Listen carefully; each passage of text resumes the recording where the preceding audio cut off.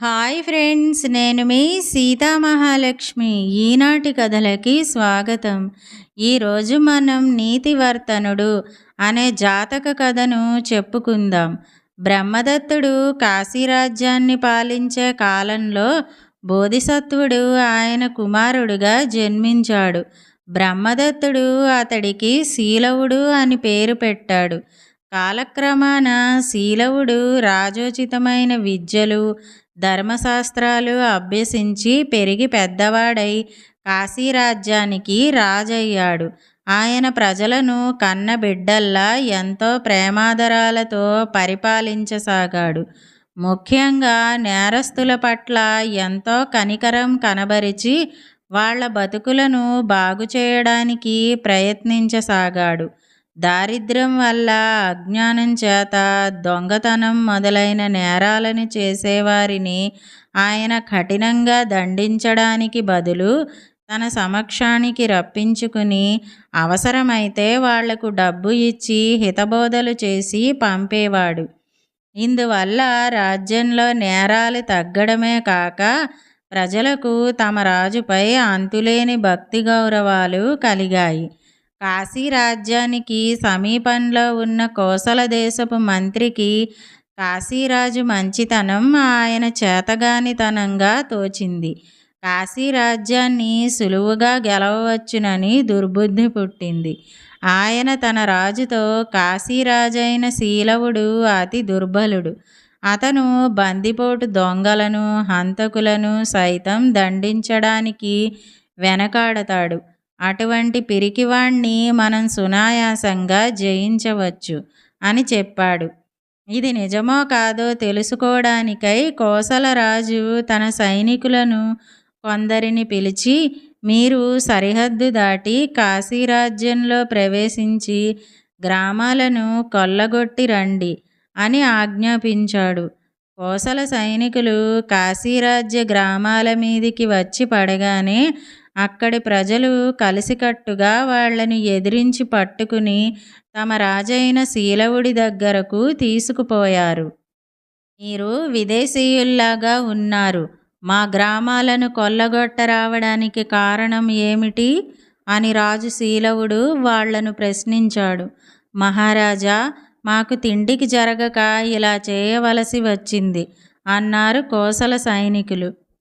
మీకు తిండికే అంత ఇబ్బందిగా ఉంటే నన్ను అడగకపోయారా అని శీలవుడు తన ధనాగారం నుంచి డబ్బు తెప్పించి వాళ్లకు ఇచ్చి పంపివేశాడు. శీలవుడి ఈ ప్రవర్తన చూసి కాశీరాజుకు కొంత ధైర్యం కలిగింది. అయినా మరొకసారి పరీక్షించి చూద్దామని అతడు ఈసారి ఎక్కువ మంది సైనికులను కాశీరాజ్యపు నగరాల మీదికి దోపిడీకి పంపాడు. వాళ్ళు సరిహద్దు గ్రామాలు దాటుతూ ఉండగా కాశీరాజ్య ప్రజలకు దొరికిపోయారు. ఈసారి కూడా శీలవుడు బంధితులైన సైనికులను శిక్షించకుండా కొంత డబ్బు ఇచ్చి పంపేశాడు. దీనితో కోసలరాజుకు ఎక్కడలేని ధైర్యం కలిగింది. ఆయన తన సైన్యాలతో కాశీరాజ్యం పైన యుద్ధానికి బయలుదేరాడు. ఈ వార్త గూఢచారుల ద్వారా తెలియగానే మంత్రులు, సేనాపతులు శీలవుడి దగ్గరకు వచ్చి, మహారాజా, కోసలరాజుకు మన శక్తి తెలియదులా ఉంది. మహాదర్పంగా మన పైన యుద్ధానికి వస్తున్నాడు. అతన్ని ఎదుర్కొనేందుకు సైనిక సమీకరణకు అనుజ్ఞ ఇవ్వండి అని కోరారు. శీలవుడు యుద్ధానికి సమ్మతించలేదు. కొంతసేపు మౌనంగా ఆలోచించి తల పంకిస్తూ, అనవసర రక్తపాతం వద్దు, వాళ్లకు కాశీరాజ్యం కావాలని ఉంటే అలాగే తీసుకోనివ్వండి, వాళ్ల కోసం కోట తలుపులు తెరిచి ఉంచండి అన్నాడు. ఆయన ఒక దూత ద్వారా కోసలరాజుకు, మీరు శత్రువులుగా రానవసరం లేదు, మిత్రులుగానే రావచ్చు అని వర్తమానం పంపాడు. ఈ వర్తమానాన్ని కోసలరాజు శీలవుడి దౌర్బల్యంగా భావించాడు. అమితోత్సాహంతో కాశీరాజ్యం మీదికి బయలుదేరాడు. సద్వర్తన, రాచమర్యాదలు ఎరగని కోసలరాజు తన బలగంతో కాశీరాజు సభామందిరంలో ప్రవేశిస్తూనే శీలవుణ్ణి మంత్రులను పెడరెక్కలు విరిచి కట్టమని సైనికులను ఆజ్ఞాపించాడు. అతిథులు ఇలా ప్రవర్తించడం ధర్మం కాదు అన్నాడు శీలవుడు. ఆ మాటలకు కోసలరాజు వికటంగా నవ్వాడు. అతడు ఆజ్ఞాపించగానే సైనికులు శీలవుడు ఆయన మంత్రులు ధరించే లాంఛనాలను తీసివేశారు. శీలవుడు ఆయన మంత్రులు సాయంకాలంలోగా కాశీనగరం విడిచి అరణ్య మార్గం పట్టి పోసాగారు. కొంతసేపటికి చీకటి పడింది. అందరూ అరణ్యంలోనే చెట్ల కింద పడుకున్నారు. వారికి ఆ రాత్రి భోజనం కూడా లేదు. అర్ధరాత్రి వేళ వారికి నిద్రాభంగమైంది. ఏమిటా అలజడి అని లేచి కూర్చుంటూ చూస్తుండగానే చాలామంది దొంగలు కాగడాలు పట్టుకుని అక్కడికి వచ్చారు. వాళ్ళు రాజు శీలవుడితో, మహారాజా, మేము దొంగలం. తమ దయ వల్ల ఇంతకాలంగా మేము దొంగతనాలు చెయ్యకుండా జరిగిపోయింది. కానీ నేటి నుంచి మా కష్టాలు ఆరంభమవుతున్నవి.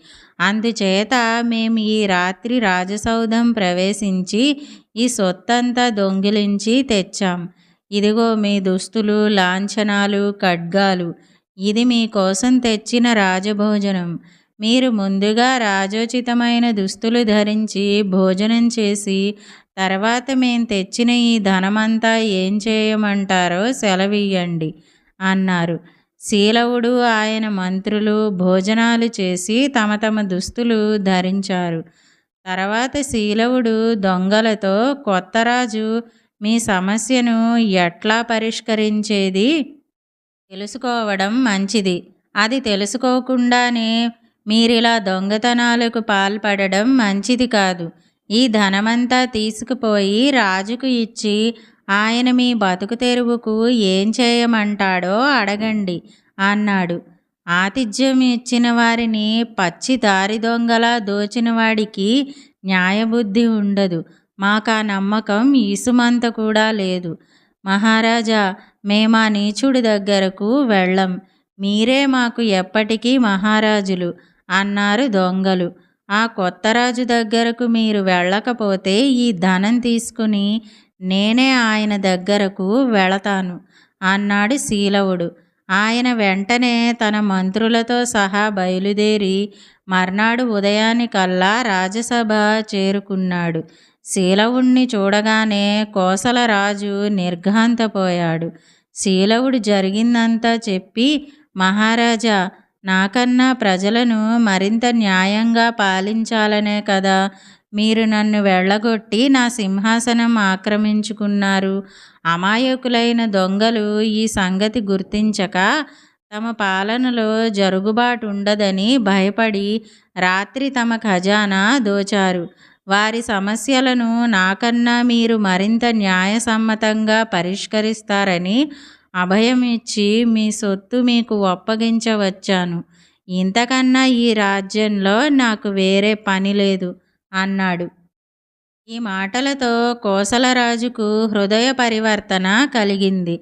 ఆయన సింహాసనం మీది నుంచి లేచి వచ్చి శీలవుడి కాళ్లపై బడి, మహాత్మా, దొంగలు సైతం ప్రేమించే మీ మహిమ సద్వర్తన గ్రహించలేక నీచుడైన నా మంత్రి సలహా విని తమ పట్ల తీరని ద్రోహం చేశాను.